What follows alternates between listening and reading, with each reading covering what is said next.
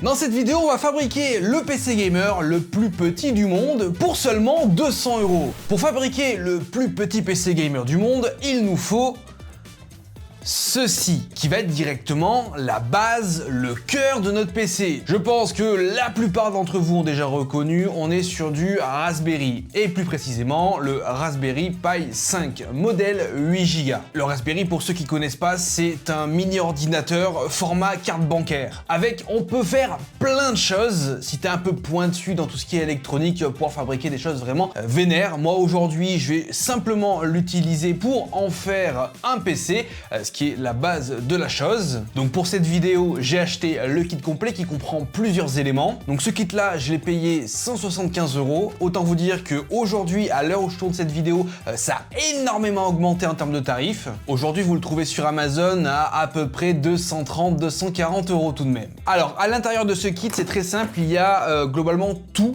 On pourrait uniquement utiliser ce kit là, néanmoins moi j'ai acheté des éléments, des accessoires annexes pour en faire un PC gamer beaucoup plus stylé. Donc on a tout d'abord bien sûr notre petit Raspberry, donc la petite carte qui comprend le processeur, vraiment tout comme je vous ai dit, le PC gamer format carte bancaire. Donc là on est sur la version 8 Go, il existe aussi il me semble en 4 Go et enfin 16 Go.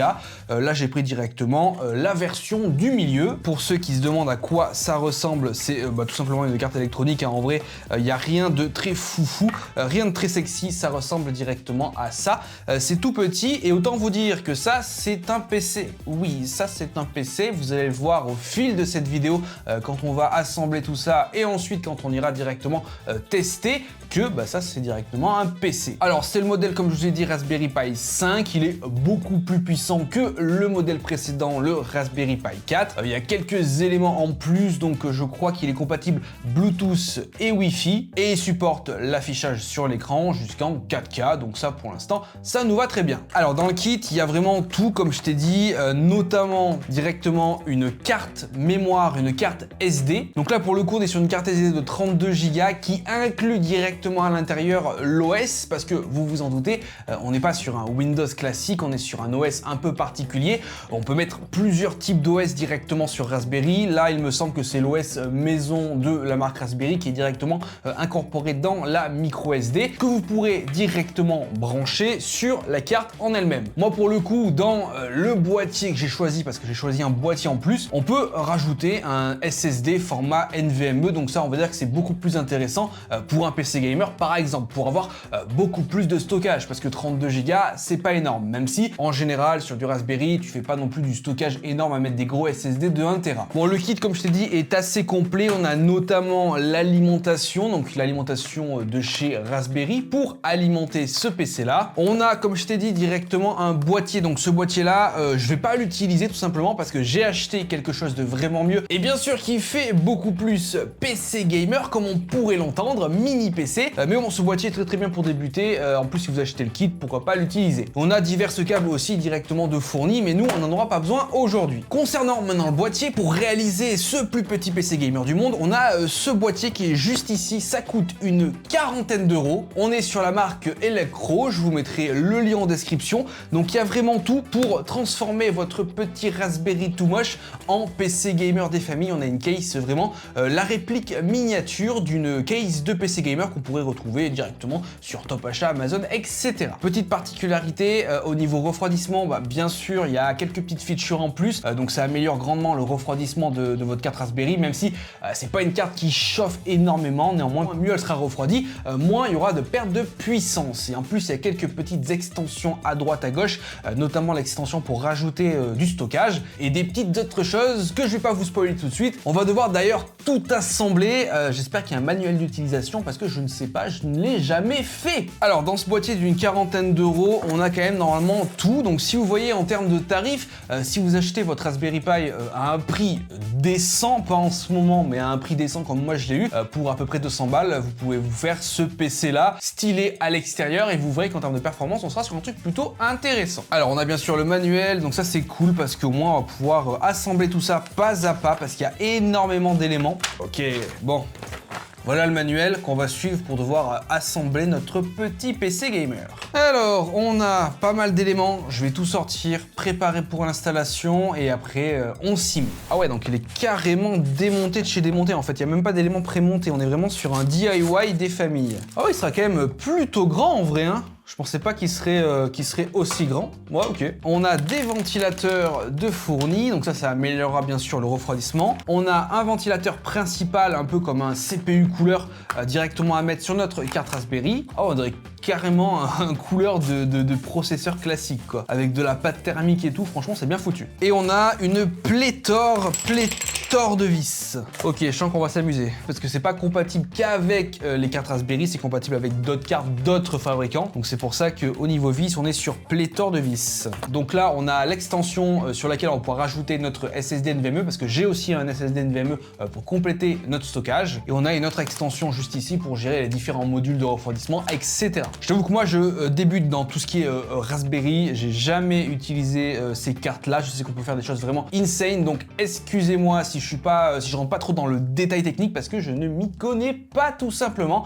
Il y a des gens sur YouTube, d'ailleurs je vous mettrai des liens en description de plusieurs chaînes YouTube qui vraiment parlent de ça, qui sont à fond dans ce domaine-là, qui pourront vous éclairer mieux que moi. Moi aujourd'hui je me tape un kiff, petit PC gamer des familles, le plus petit PC gamer du monde, on va voir ce que ça donne. Déjà il faut que j'arrive à le monter et ça c'est pas... je pense évident à faire. Allez, c'est parti pour le montage. Alors, on va commencer par cette face-là. Déjà, il faut que je la mette dans le bon sens. Celle-là, il y a le petit décroché. Et du coup, on va mettre les vis. 6, 5, 3, ok. Donc, l'avantage, c'est que c'est vraiment tout répertorié avec les codes et tout. Donc, tu ne t'y perdras pas. Au niveau montage, ça ressemble grandement au montage d'un PC gamer classique. Le tout en miniature. Donc, c'est ça un peu qui complique la chose. C'est plus c'est petit, plus c'est compliqué. Alors, celui-là, ah ouais, c'est vraiment minuscule. À tout moment, je perds un vis très important. Après, j'avais vu que sur le site de la marque qui fabrique cette case-là, d'ailleurs, vous aurez le lien en description, il y avait une vidéo explicative vraiment pas à pas pour monter le truc. Donc en gros, même si vous êtes perdu, vous arriverez forcément à vous y retrouver sans problème. Et petite feature en plus, on a un écran juste ici, un écran OLED qui nous servira pour 2-3 petites choses après. Je vous en reparlerai plus tard. Ok, étape 1 validée. Pour le moment, ça se passe bien. On va passer maintenant à la carte en elle-même. Je vais déjà y introduire la carte micro SD parce qu'après elle n'y sera pas accessible. Donc si vous achetez le kit comme moi, dans la carte micro SD, il y a déjà l'OS de préinstallé en fait. Donc j'aurai juste à allumer le petit PC et directement on arrivera sur l'installation.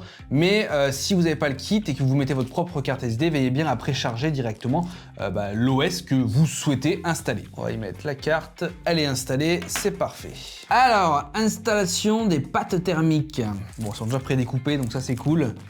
Parce que directement sur cette petite carte là, on va y installer un couleur pour du coup refroidir les éléments et notamment le processeur. Alors la plus grosse, elle va directement sur le module processeur, on est d'accord. Celle-là, elle va juste ici. Et celle-là, elle va sur les petits composants qui sont là, d'accord, ça marche. Donc voilà à quoi ressemble le Raspberry de plus près avec directement les pâtes thermiques qui sont installées sur les différents modules comme indiqué directement sur le petit manuel. Donc ça, c'est plutôt pas mal. Alors maintenant, installation du couleur. Ah oui, il est vraiment minuscule. Mais du coup, ça va nous permettre de mieux refroidir directement le Raspberry là que directement dans le boîtier d'origine qui n'est pas forcément fait pour que ça chauffe, quoi.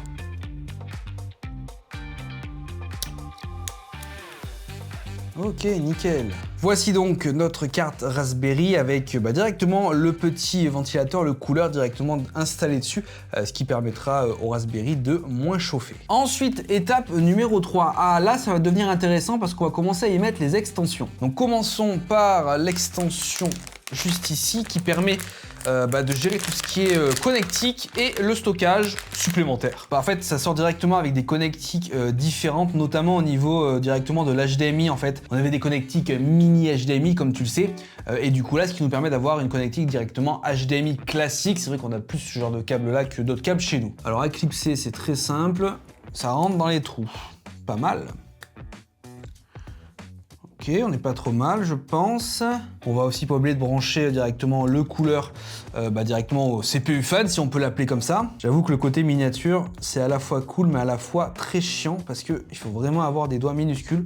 Ou alors, il faudrait que j'utilise des petites pinces, mais je t'avoue que moi, avec des pinces, j'arrive pas trop à faire ce que je veux, quoi. Ok, donc là, l'installation, elle est finie. Donc, comme tu peux le voir ici, on a une extension qui permet de rajouter un SSD NVMe qu'on va faire juste après. Mais avant, je vais mettre la deuxième extension, qui est juste ici, c'est l'extension un peu de contrôle si tu veux, sur lesquelles on branchera tout ce qui est système de ventilation, etc. Ok, en fait ça se met simplement sur tous les connecteurs d'extension de la carte Raspberry, voilà. Ok, bon, on n'est pas trop mal là.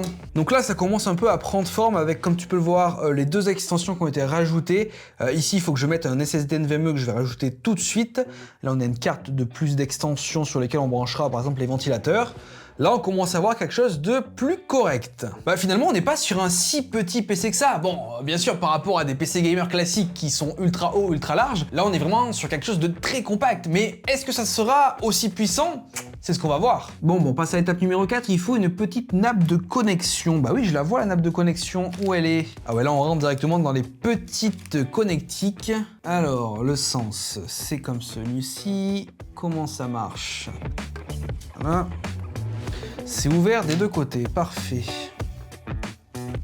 Ok. Ok, donc la nappe est directement installée, la connexion est faite, vérifiez bien qu'elle est bien installée, ça me paraît tout bon. Là c'est bon, et là ça me paraît pas trop mal. Espérons que j'ai bien installé le tout. Alors maintenant on l'insère dans le boîtier. Ok, insérons-le dans le boîtier, donc le boîtier, hop, ce sens-là me paraît cohérent, hop, et normalement, on n'a plus qu'à faire comme ça. Ça va correspondre, voilà, avec les trous là, et ça correspond avec les trous là aussi, ok. Ah, par contre, leur tournevis, il n'est pas aimanté, donc ça, c'est un peu chiant, j'avoue. Comme sur une carte mère, bien sûr, on essaie de mettre le maximum de vis.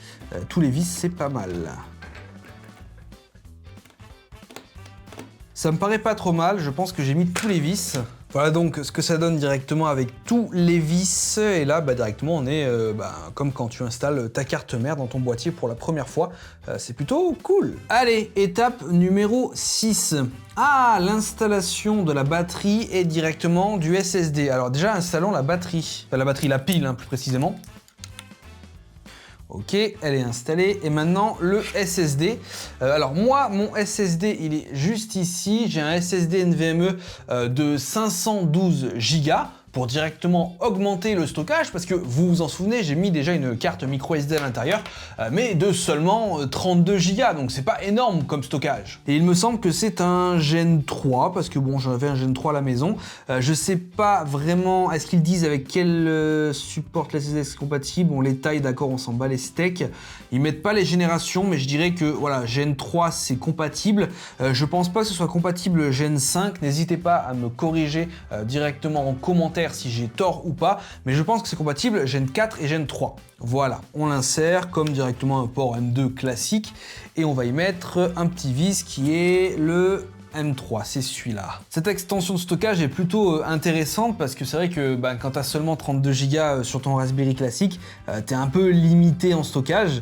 Même si voilà, c'est pas non plus fait pour stocker des millions et des millions de téras de données, là au moins tu as quelque chose qui te permet directement d'avoir une extension de stockage supplémentaire. Donc là on a 32 Go pour l'OS et 512 Go pour le reste. Ok, ça c'est bon, on s'en occupe plus pour l'instant, on va passer à l'autre partie du boîtier. Donc on a quand même 3 ventilateurs à installer, ce qui normalement devrait nous permettre d'avoir un très très bon flux d'air, même si le boîtier est minuscule et que les ventilateurs sont, comme tu peux le voir, tout petit, tout mignon, on devrait avoir un flux d'air correct pour bien refroidir notre PC gamer. Alors, est-ce qu'ils sont numérotés? Non, tous les mêmes, on s'en fiche. Et effectivement, on s'en fiche. On en met un à l'endroit. Ok, deux, ceux-là, ils sont là pour faire sortir l'air. D'accord, j'ai compris. Normalement, je respecte le sens dans lequel ils me demandent de les monter. Oui, parce que bien sûr, il faut respecter, comme dans un boîtier classique, un sens au niveau des ventilateurs. Soit ils vont aspirer, soit ils vont souffler, pour permettre directement un bon flux d'air. Alors autant dire que les ventilateurs ils risquent pas de bouger avec tous les vis qu'on met dessus. D'ailleurs je pense qu'au-delà du fait que ce soit l'un des PC gamers les plus petits du monde, Je pense qu'on sera sur l'un des PC gamers les plus silencieux aussi, parce que je pense que ces petits ventilateurs-là ne font pas un boucan énorme, donc ce qui permettra d'avoir un PC quand même ultra silencieux, et surtout que tu peux directement poser sur ton bureau, à côté de ton clavier et de ta souris, ça c'est plutôt pas mal. Ok, et le dernier qu'on doit mettre à l'envers pour que lui ramène de l'air frais, si je comprends bien. C'est bien ça. Ça a l'air d'être ça. Alors par contre, là, je suis en train de m'inquiéter parce qu'ils ne disent pas comment brancher les ventilateurs. Si, ok, j'ai trouvé. Ok, ça c'est fait. Je sens que le câble management, il va être très sympathique à faire. Hein. Vu la longueur des câbles qu'ils ont mis là, c'est un vrai délire. Allez, étape suivante, le switch. Ah oui, le switch avec l'écran OLED. D'accord. Le switch button, il est là. Oui, parce que bien sûr, il faut un bouton pour allumer et éteindre votre Raspberry. Et là, on a un bouton de PC classique. Ok. Maintenant, installons le module LED, donc le petit écran LED OLED. D'ailleurs, c'est un OLED module. On enlève le petit plastique. Faut pas que je perde les vis parce qu'ils sont vraiment minuscules et ça serait vraiment une catastrophe. Ah, on va maintenant installer directement, compléter le boîtier. Ah ouais, galère, hein. Galère, hein. C'est là où je commence à me dire que, waouh. Regardons bien ce qu'ils nous disent. Comme ceci.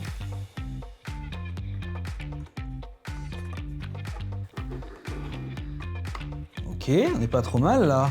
Ok, il n'y a plus qu'à visser dans un premier temps. Là, déjà, il commence vraiment à ressembler à un vrai petit PC gamer. Donc ça, c'est pas plus mal. Alors, où en sommes-nous maintenant? On va passer à l'étape du câble management. Ça va être moins rigolo tout de suite. Bon, c'est à peu près le même délire hein, comme dans un PC gamer classique, sauf que c'est beaucoup plus petit et c'est vrai que quand tu connais pas, c'est compliqué. Donc on a LED plus, LED moins, LED switch. Ok, c'est comme dans un PC gamer, j'ai envie de te dire. Alors, le switch plus et moins. Oui, d'accord. Et ça, je dirais que c'est les LED, donc là, le plus, il va là. Ok, ça c'est connecté, j'espère que j'ai bien connecté tout dans le bon sens. Ah ouais, putain. Ah et là, c'est pas du tout précis, mais alors galère de chez galère, là. Alors déjà, on va brancher tous les ventilateurs. Est-ce qu'il y a... Ah oui, mais ça, ils auraient peut-être pu le préciser avant, parce que là, pour aller brancher les ventilateurs là-bas dedans, va falloir avoir de sacrés doigts de fée. Hein. Je crois que je vais être obligé de démonter. Et ouais, je crois que je vais être obligé de démonter. Ça, ils auraient pu le préciser avant qu'il fallait brancher les ventilateurs. Je crois que le branchement, c'est un peu comme tout, hein. Même dans un PC gamer classique, c'est des fois assez chiant. Surtout en faisant un câble management plutôt propre. Là, je t'avoue que je vais essayer de faire quelque chose de plutôt propre, vu que dans tous les cas, c'est quand même petit, il n'y a pas trop d'espace, donc autant faire quelque chose de propre et de joli. Ah, là, c'est tout de suite beaucoup plus facile pour brancher. Hop. Voilà, c'est bon.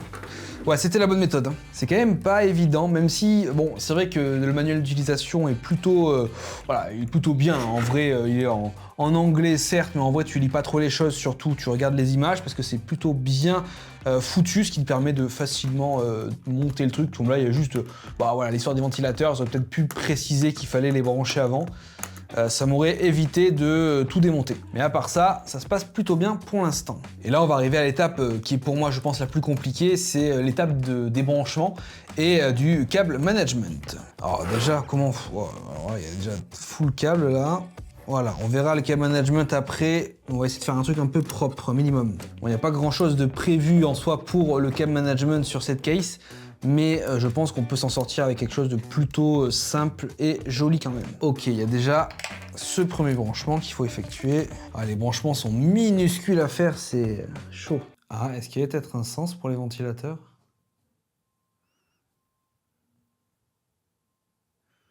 Ah, RIP. Moi, au pire, hein.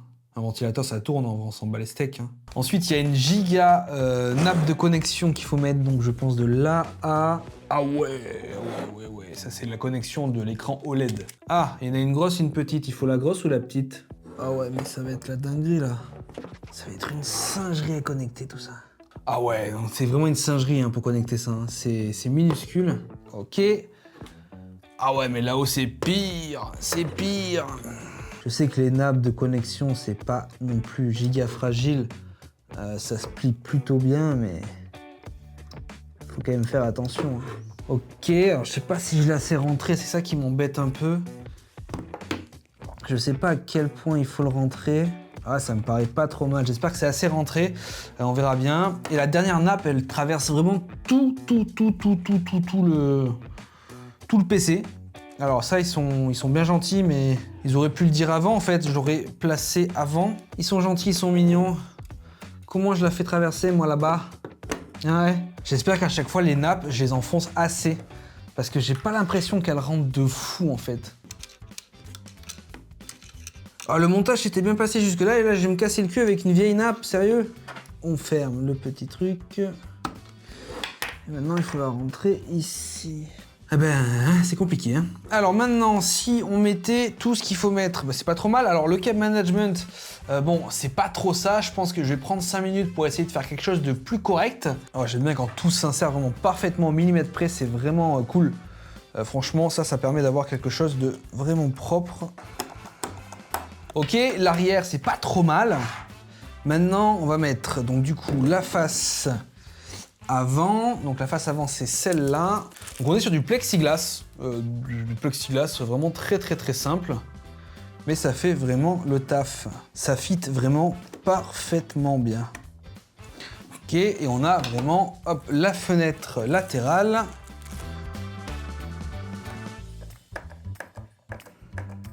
Bon, bah c'est pas trop mal pour un premier montage avec du Raspberry, qu'on a quand même un mini PC qui est, je pense, le plus petit PC gamer du monde. On va rajouter les pieds juste en dessous.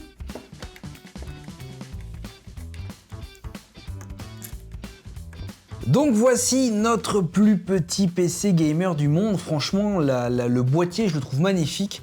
Avec au-dessus directement la prise du ventilateur. On a directement notre écran OLED avec le bouton d'allumage. À l'intérieur, on a vraiment un cap management qui est pas trop mal, même si je pense que je peux l'améliorer. Franchement, qui sont ouverts partout, c'est juste trop beau. On a au fond notre Raspberry Pi directement coulé, refroidi avec le petit couleur de fourni. Et on a nos 2 slots d'extension. Et franchement, regarde-moi ça à l'arrière. On a nos connectiques juste ici. Et là, tu peux voir un aperçu un peu plus en profondeur. Regarde comme c'est magnifique. Donc maintenant, c'est l'heure de vérité. Est-ce que notre plus petit PC gamer du monde s'allume? Bon, allez, c'est parti. Pas plus de suspense. Allumage. Bon, en vrai, ça fait plaisir. Déjà, il s'allume et ça, c'est vraiment un pur kiff parce que je t'avoue que le montage n'a pas été relativement facile. En plus, c'était une première pour moi de monter un PC gamer de cette sorte-là. Un minuscule PC, les branchements étaient pas faciles. Je sais pas si tu l'entends, il fait quand même un petit bruit. On a, 3 ventilateurs. Donc là, on a un ventilateur qui aspire et là, on a les 2 ventilateurs qui expulsent l'air chaud.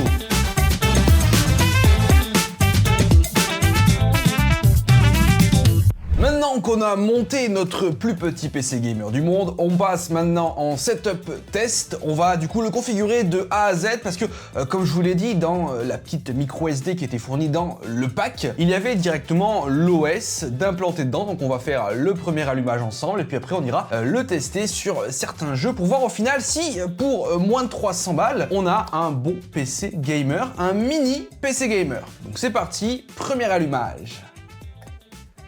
Hop, donc on va set le country en français. Paris, très bien. Donc pour ceux qui s'y connaîtraient pas énormément dans ce domaine-là, vous avez quand même la possibilité en achetant le pack d'être guidé pas à pas avec un OS déjà préinstallé. Parce que comme je vous l'ai dit, vous pouvez installer moult OS différents, des OS un peu plus libres dans lesquels tu vas pouvoir par exemple faire du code, faire une machine serveur, etc. Bref, des choses un peu plus complexes qui nécessitent quelques petits savoir-faire que je n'ai pas. Là, les mots de passe, c'est bon. Donc du coup, l'avantage avec ce Raspberry Pi 5, c'est qu'il est compatible Wi-Fi. Et ça, c'est cool parce qu'on n'a pas besoin de brancher directement un câble Ethernet. Ça, c'est vraiment l'avantage. Donc, on pourra directement y mettre la Wi-Fi.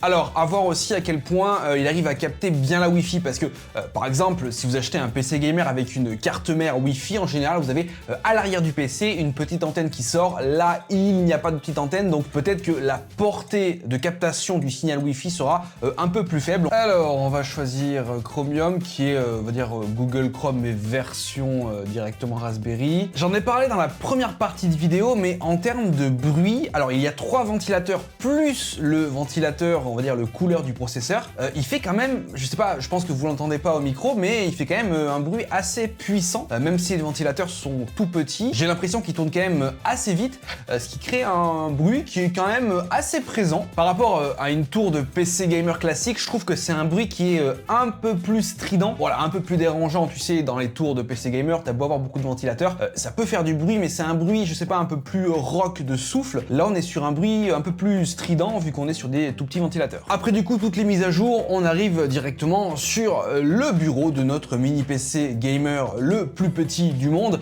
Je vais pas vous présenter le bureau, l'OS de ce Raspberry, parce que moi, je le connais pas forcément énormément, et je pense que sur YouTube, il y a énormément de vidéos sur ce genre de produit. Nous, ce qui va nous intéresser, du coup, c'est déjà de pouvoir voir si le stockage qu'on a rajouté, donc le SSD NVMe qu'on a mis en plus, est bien reconnu, et si on a la totalité du stockage. Et ensuite, on ira tester quelques jeux. Alors, au niveau du stockage, hop, on a le volume juste ici, comme vous pouvez le voir. Le volume de 500 Go. Ok, on a directement accès à notre volume de 500 Go.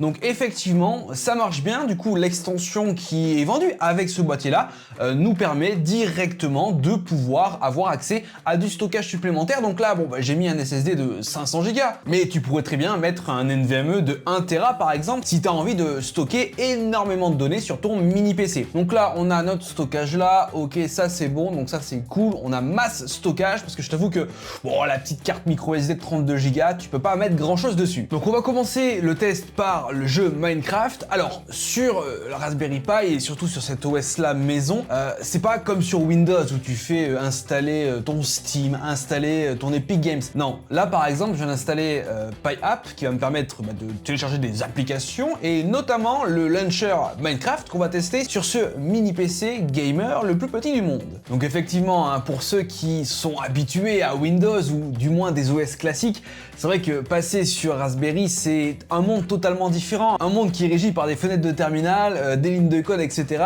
Il faut s'y faire, il faut avoir quelques petites connaissances. Moi je découvre, mais du coup en vrai ça se fait assez simplement, surtout aujourd'hui avec un téléphone, t'as ChatGPT qui peut te guider un petit peu, donc en vrai ça se fait plutôt bien. Je sais qu'il y a des puristes de ça qui bidouillent sur ça toute la journée, donc ils doivent bien rigoler actuellement derrière leur écran.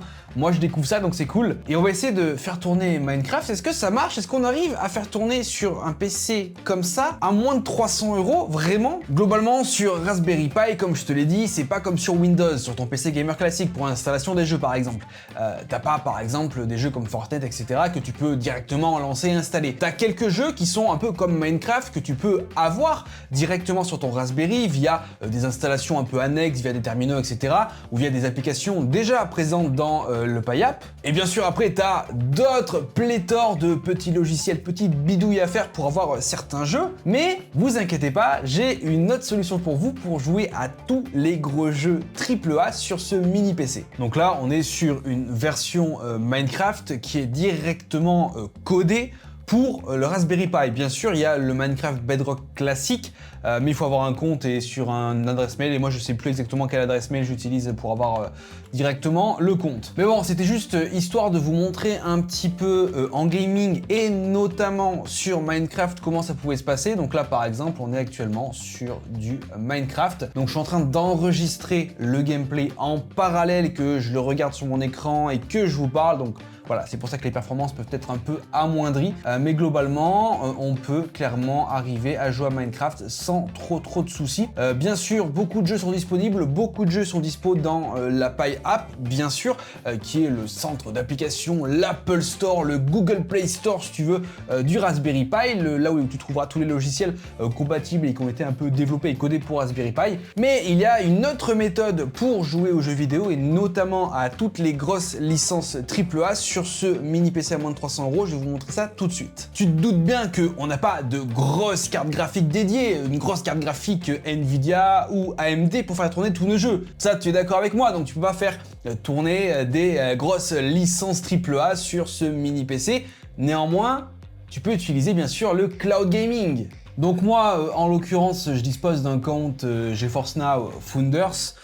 Donc du coup, ce qui va me permettre de pouvoir jouer à tous les jeux du moment sur mon petit Raspberry Pi à moins de 300 €. Donc, comme vous pouvez le voir, on est actuellement en train de jouer bientôt à Fortnite sur ce mini PC gamer Raspberry à moins de 300 €, sachant que là on passe effectivement par une plateforme de cloud gaming, donc c'est concrètement pas le Raspberry qui fait tourner ça, c'est votre connexion internet via les serveurs de chez Nvidia qui font directement tourner le jeu. Donc ça vous permet d'avoir un PC gamer pas cher, moins cher du coup qu'une console, parce qu'une console c'est en moyenne 500-600 €, et surtout de pouvoir jouer en qualité PC, parce que du coup là tu fais tourner ça sur des serveurs Nvidia, donc on va dire que les cartes graphiques sont plutôt puissantes. Donc on est du coup sur le jeu Fortnite avec ce mini PC le plus petit du monde, je vous rappelle, hein, moins de 300 € avec tout simplement un boîtier qui est plutôt cool, je vous mettrai le lien en description, et surtout bien sûr avec le Raspberry Pi 5 directement à l'intérieur. Donc là, comme je vous l'ai dit, on joue avec GeForce Now, une plateforme de cloud gaming qui nous permet d'avoir un jeu comme Fortnite en très bonne qualité avec pas mal de FPS, de beaux graphismes et du coup sans surcharger du coup notre Raspberry Pi qui d'ailleurs ne pouvait pas le faire tourner sans cette plateforme de cloud gaming. En vrai, le cloud gaming maintenant, je trouve que c'est quand même assez fluide, il y a beaucoup moins de latence qu'avant, qu'au début du cloud gaming, il y avait quand même pas mal de latence quand tu bougeais, etc. Mais ça a été grandement amélioré chez Nvidia. Je sais qu'il y a d'autres plateformes de cloud gaming, mais bon, moi j'avais un compte de chez Nvidia, en fait, donc c'est pour ça que j'utilise. Donc c'est plutôt intéressant de pouvoir jouer à tous ces jeux préférés pour seulement moins de 300 € avec ce PC-là, sachant bien sûr que du coup c'est un PC un peu comme un autre. Donc là, je te montre que tu peux jouer aux jeux vidéo, mais tu peux faire à peu près tout ce que tu peux faire habituellement sur un PC. C'est un PC pas ultra puissant, mais qui te permettra quand même de faire des centaines de choses différentes. J'ai bien sûr pas joué à tous les jeux disponibles sur GeForce Now, mais maintenant dans l'univers du cloud gaming, tu as quasiment tous les jeux disponibles, ce qui te permet d'avoir une palette ultra large de jeux que tu peux faire tourner sur ce mini PC à moins de 300 €. Et comme je te disais, outre ça, tu as un PC classique, donc bien sûr pas sous Windows, sous l'OS Raspberry, donc faut peut-être un peu s'y connaître, mais globalement tu peux faire la plupart des choses qu'on peut faire sur un PC gamer classique pour 3 fois moins cher. Après bien sûr, avec un système comme ça, on peut quand même aller beaucoup plus loin dans la chose. Néanmoins, je m'y connais pas assez en Raspberry pour directement vous montrer plus de choses. Je sais que c'est un univers vraiment ultra vaste, et si on s'y connaît un minimum, on peut faire des choses vraiment insane. Donc n'hésitez pas dans les commentaires à me dire, parce que du coup j'ai maintenant le matériel, à me dire si vous souhaitez que je fasse quelque chose en particulier avec ce produit là. J'essaierai de me renseigner, de m'informer, d'apprendre et directement de vous le faire en vidéo. Alors bien sûr, en description je vais vous mettre tous les éléments, tout le matériel à acheter pour directement pouvoir faire comme moi ce mini PC gamer à moins de 300 € avec directement le kit du Raspberry Pi 5 qui est en ce moment un peu cher, je vous l'avoue, et aussi le kit boîtier plus extension que j'ai utilisé directement dans cette vidéo. Donc vous avez bien sûr tous les liens en description. En tout cas, ce PC, je sais pas comment vous le trouvez, mais il est vraiment juste magnifique. Ça fait vraiment mini PC gamer classique qu'on aurait réduit à une toute petite taille. J'espère que cette vidéo vous aura plu, surtout la partie construction qui était vraiment très intéressante. N'hésitez pas à liker, à mettre votre meilleur commentaire et bien sûr à vous abonner à la chaîne, c'est entièrement gratuit. En tout cas moi, je vous dis à plus dans de prochaines vidéos. Allez, ciao tout le monde!